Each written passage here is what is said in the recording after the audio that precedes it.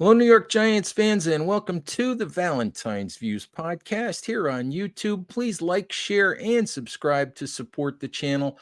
We are just about 2 days away from the start of New York Giants training camp, and here to help me break down the storylines, break down the off season, talk about all things New York Giants as we get ready for the 2024 season to officially begin is Patricia Traina of Locked On Giants and SI.com. Patty, thank you very, very much for hopping on as always. Yeah, of course. And you and I are going to be in a couple days. We'll be seeing quite a bit of each other here for the next few weeks.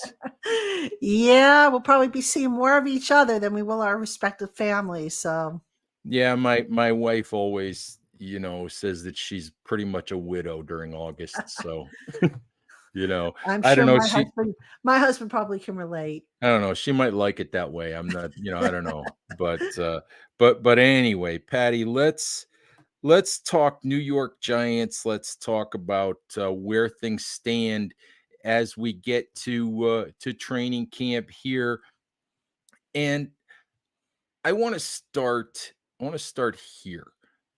There's been so much chatter, a lot driven by what people have seen on Hard Knocks, a lot driven by people still moaning and groaning and not understanding, how the Giants could possibly let Saquon Barkley go.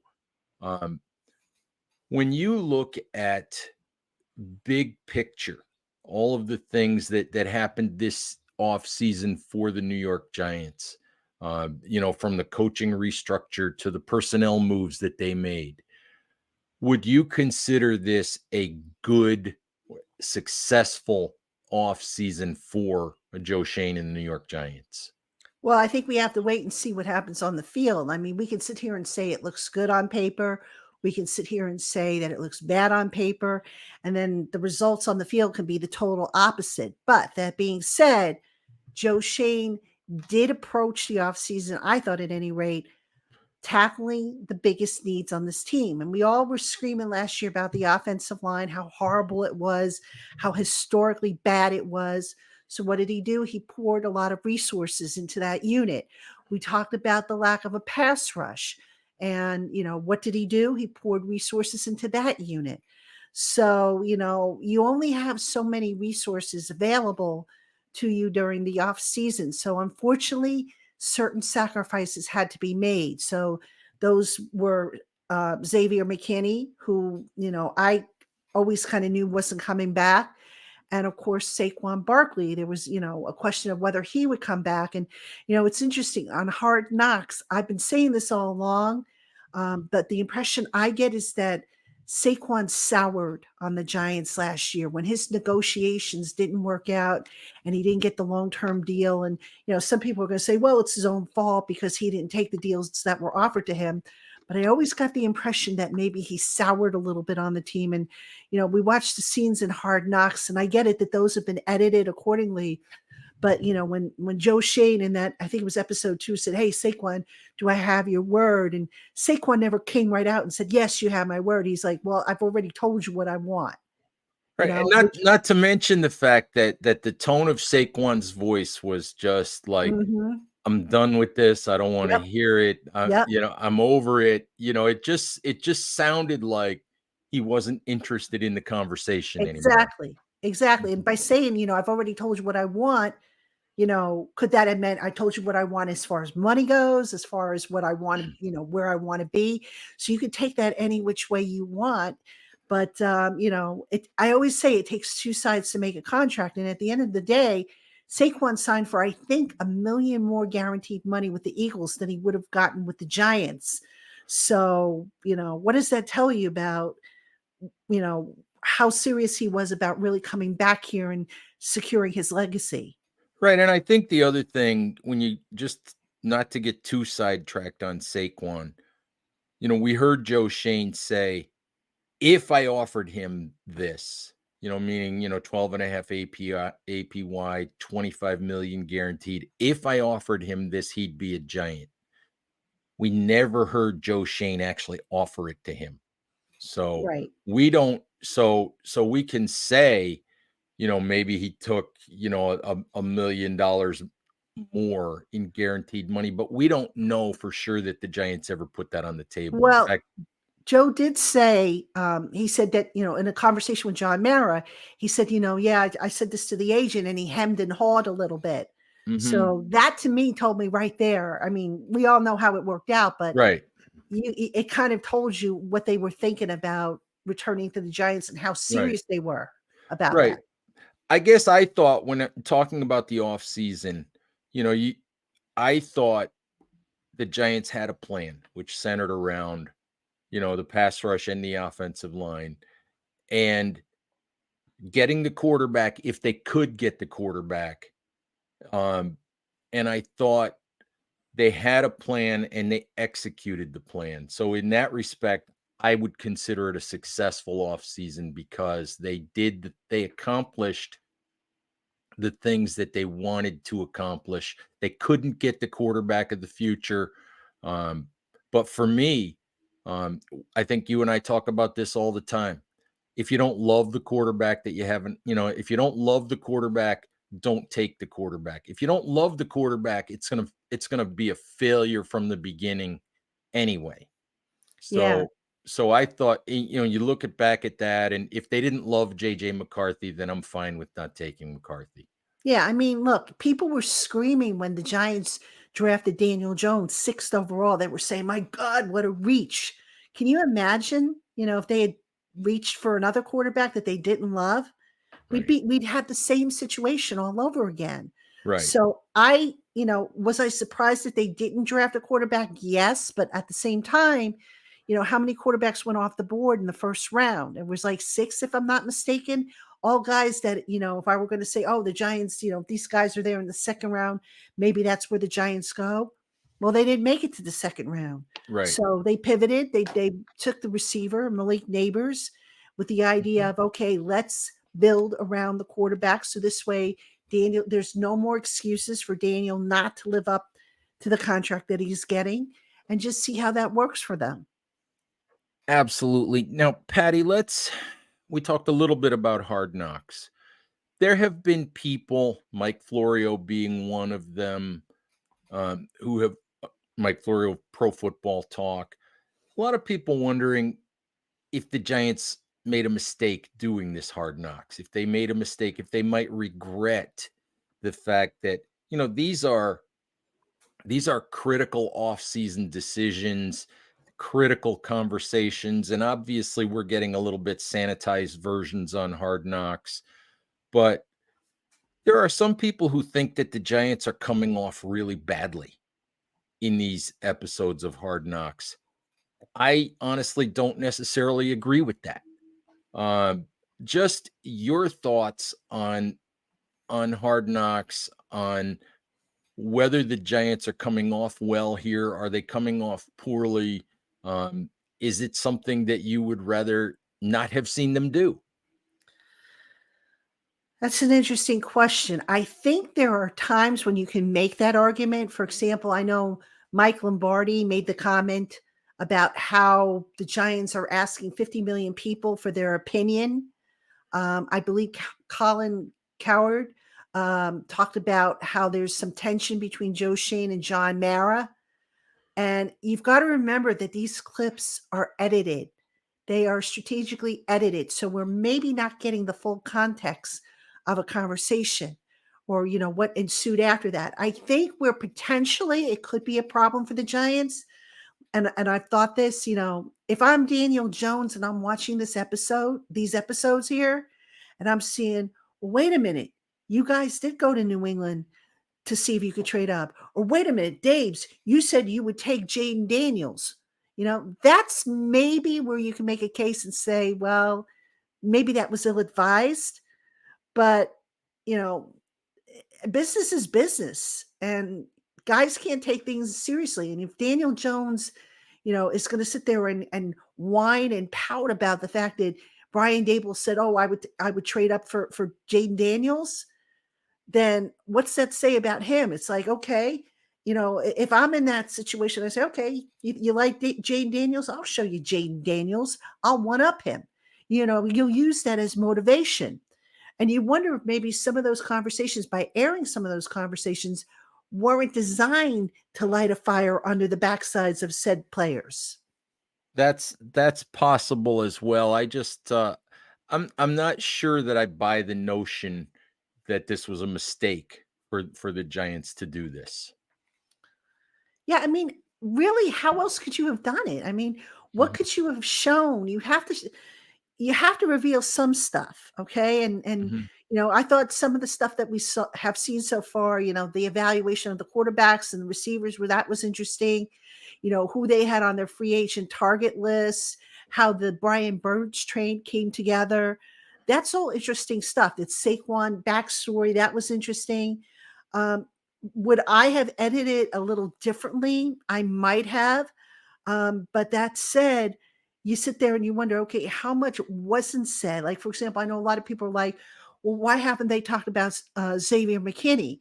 Well, it's possible that McKinney and his agent just said, no, we don't want any of our conversations aired on this show, because they did have to get permission, from the said parties to air the conversations and whatnot.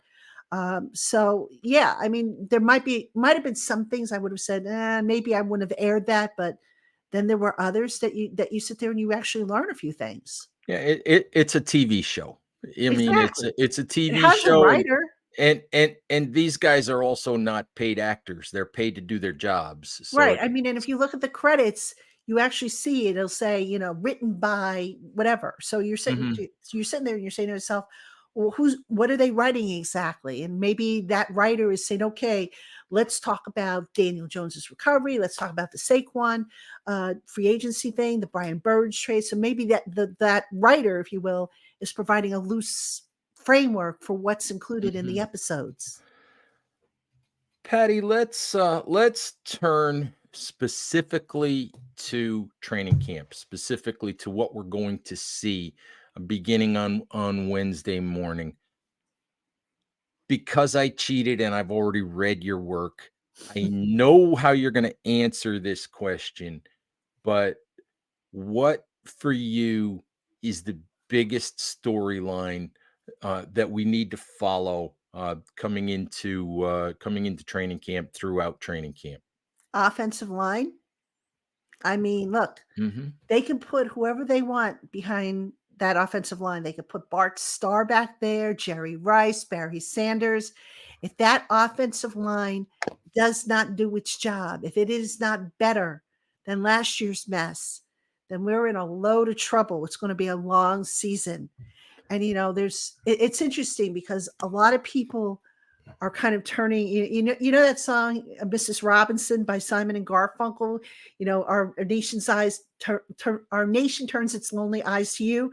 Well, Mr. Brasillo, our Giants nation turns their lonely eyes to you to fix that offensive line and get that line straightened out, because look, if that line is not fixed, and we won't know if it's fixed or not until they put the pads on, but it could potentially derail the season.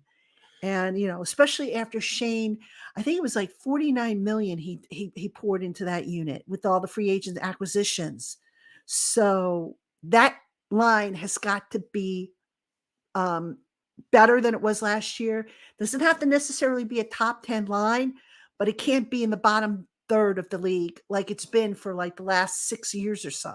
It has to be functional. It Yes. simply has to be functional. I Yes. think you go a long way toward being functional if Andrew Thomas plays 17 healthy games. Well, that would be nice. That would be very nice.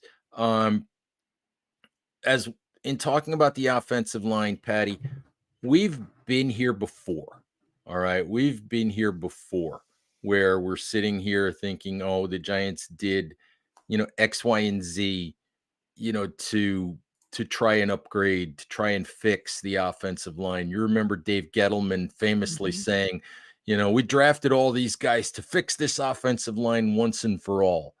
And all they did was create an offensive line that still had a bunch of holes in it. Yeah. But the long-winded question is, do you feel good entering training camp? Do you feel good that this offensive line will at least be a competent offensive line? I think I feel good about the addition of Carmen Brasillo. Much different teaching style than Bobby Johnson. I've made this comparison before on my show. I've talked about how Bobby Johnson was kind of, okay, here's the assignment for the week, and this is what we need to do. Whereas Carmen Brasillo kind of gives you the backstory and the how and the why to do the assignment, in addition to the specifics of the assignment. So maybe a little bit more detailed. And Carmen Brasillo also has a history of turning guys who, you would otherwise say, they're throwaway guys or camp bodies, turning them into quality players. Andre James was an undrafted free agent for the Raiders, and he got a nice big contract. They had a guy, I think their left tackle, I want to say Thayer Munford, who was a 7th-round draft pick, and they turned him into a starter. So Illuminor is another example of that, Illuminor is Patty. another example. So Priscillo does have a track record of getting, the most out of his guys. And, that gives me reason to be optimistic that so long as these guys are buying into what he is preaching and not copying attitudes and saying, well, I should be a tackle, or I should be a guard, or I should be this, then I think, there's a fighting chance that that line, if they stay healthy, will be better. Absolutely. Patty, everybody tries to figure out the 53-man roster, and, and and all of that, and you just don't know because of injuries, and you don't know who's going to be added to the roster during training camp, and all of that. But for you, um outside of the offensive line, what for you are the biggest competitions, the biggest things where where you have questions about, about who's going to fill certain roles? Well, I think RB2, is it going to be Eric Gray or Tyrone Tracy? That's one competition. Want to keep an eye on. Defensive line, who's playing alongside of Dexter Lawrence? That's another one. Cornerback 2, what are they say they're going to go with Cordell Flat, but will Flat make it through the summer at that spot? How are they going to treat Xavier McKinney's vacancy? Are they going to go with Tyler Nubin, who, if I remember correctly from the spring, was part of a rotation with Dane Belton and Jalen Mills? Or are they going to maybe go with a rotation? Or how is Isaiah Simmons, who's going to play some of that defensive back role, like a pseudo safety role, how much is he going to cut into that? So you've got those competitions, I think, kickoff and punt returner, obviously. What's going to happen at tight end? Theo Johnson is on PUP. I don't know that it's serious. I don't believe it is, but how long is he going to miss? How much time is he going to miss, and how long is that going to set him back? So, you've got a potential competition there. And then, of course, receiver, sorting out that bottom of the depth chart. Because look, if you look at your receivers, you figure your top guys are going to be Neighbors, Slayton, Jalen Hyatt, Wandale Robinson. Those are 4 guys right there that I don't think give you special team snaps. So now your last 3 guys, assuming you keep 7, they got to be able to give you special team snaps. So does that mean Isaiah Hodgins is out, or what happens there? And then I think the other thing I'd be curious to see, this isn't so much a competition as it is, will they be able to keep him? Do they keep 3 quarterbacks on this roster or just 2? And if they keep 2, how does that affect Tommy DeVito, assuming he doesn't beat out Drew Lock? Do they dare risk putting him on waivers and having somebody else snap him up? So that's something else to keep an eye on. Yeah, it's interesting. Let's talk about that one for just a second, Patty, because I've said, a couple of times that, Daboll hasn't kept 3 quarterbacks on the roster. He didn't keep Davis Webb on the roster after bringing Webb from Buffalo. Mhm. I don't think it makes any sense to keep 3 quarterbacks on the roster, not with the new NFL rule that allows the practice squad quarterback to be activated on game days, as an emergency guy, and an unlimited number of times, which means you could activate Tommy DeVito for 17 straight weeks off the practice squad. So I don't think it makes any sense. So I don't, so I, unless there's an injury, I don't think Tommy DeVito makes this roster. Well, the thing you gotta do, you gotta talk about, Ed, is does he make it through waivers? Because remember, they gotta waive him and get him onto the practice squad. And here's the other thing that could influence, and I've written about this as well, the new IR rule, to where now if you place the guy on IR at final cutdown, you can designate 2 of those guys for return later in the season. Whereas if you put a guy on IR as part of the final cutdown, that was it. He was done for the year. So you now no longer, if let's say you have to carry an extra receiver because of injuries, because you're going to put one of your receivers on IR, you don't have to carry him on the initial 53. You can put him right on IR and say, okay, we're going to designate him for return in 4 weeks or whatever it is. So that could factor in as well. So I'm curious to see how that new rule shapes the roster, the final roster configuration. I like all of that stuff, Patty, for the So do I. simple reason that you get so many guys who get IR'd and lose a season when they shouldn't have to lose a season. Um, I think competitively, it just makes so much sense because you're bringing back guys who belong in the league. You're bringing Mhm. back guys who belong on rosters rather than picking players off the street who probably aren't ready to play and don't really belong in the league. So I love those kinds of changes. Yeah, me too. All right, Patty, let's talk about we've been talking about the roster a little bit. It's always GMs always talk about the roster building being a 12-month deal. When you look at the Giants roster, if there's one move to be made, one addition to be made, and I'm not one who's big on the idea of using a whole bunch of the money that they got from Darren Waller's retirement, but if there's one move to be made before the season starts, one fairly big move, a starting caliber player kind of move. Um, for you, what is it?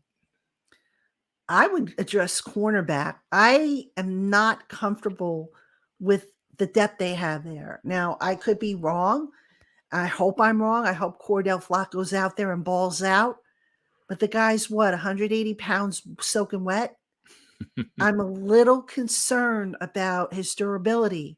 If he goes down, now what?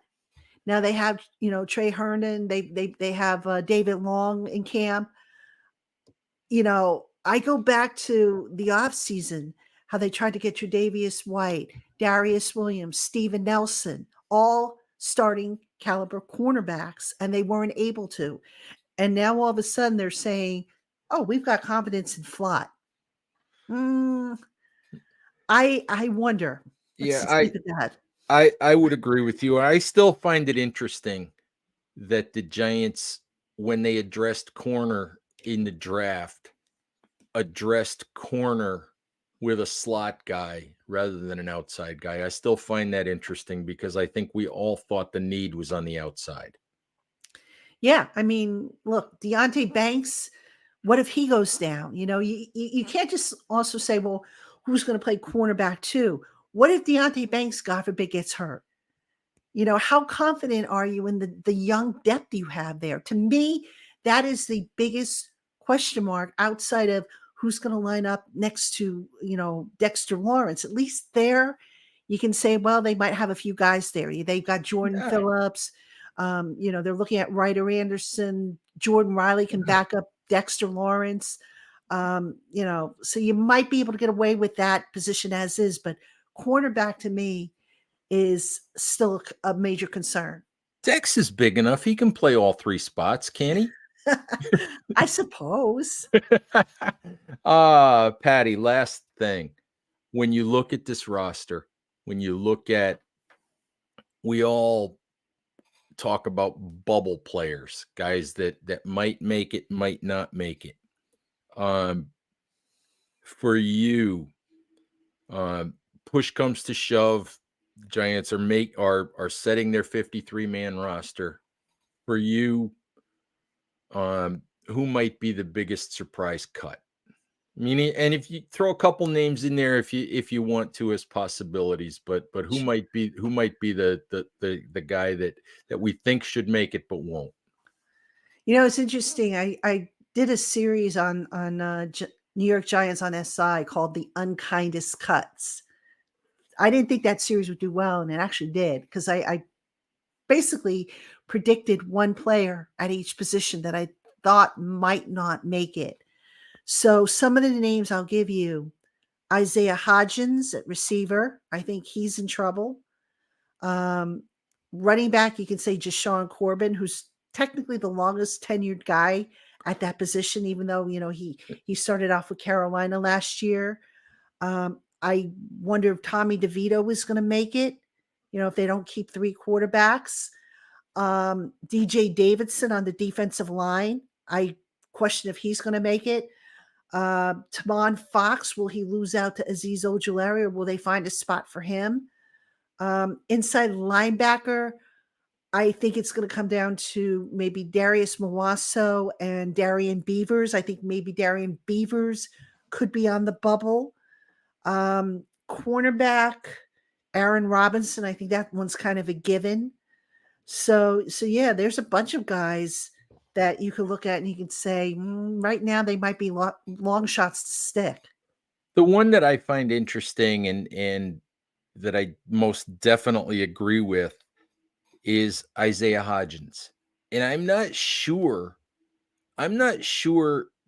to be honest.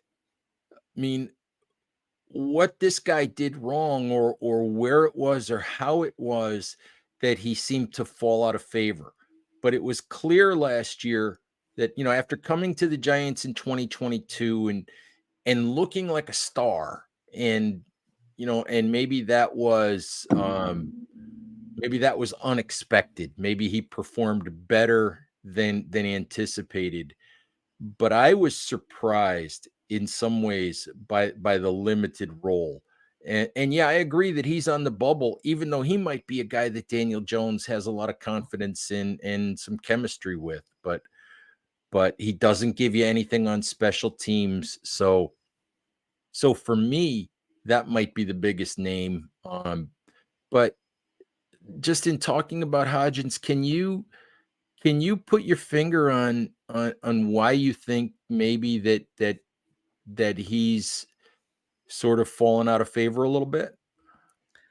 I don't know exactly why, but if you look at how the Giants structured the receivers last year, their top guys were Darius Slayton, Wandale Robinson, and Jalen Hyatt. And if you look at the backups to those guys, I think, Sterling Shepard was the backup in the slot. I think Hodgins was the backup to, I want to say, Slayton, and Paris Campbell. I think, actually, I had that wrong.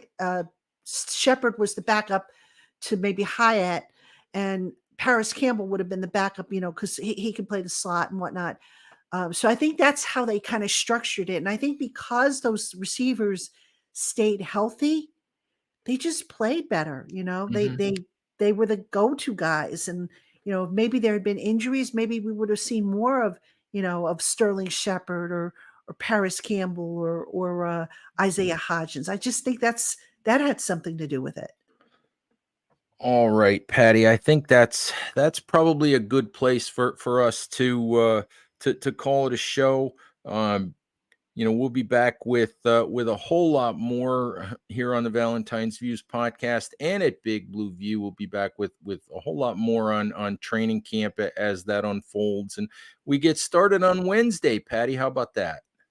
It's here. Be Yes, ready. it is. Get a Yes, good it night's is. sleep. Here we go, Giants fans. Here we go. So So buckle up, stay tuned. It'll it'll be interesting. And so Patty, thank you as always for the time and the insight. Giants fans, thank you as always for listening. Please excuse me, stay safe out there. Take care of each other, and we'll talk to you soon. Bye bye.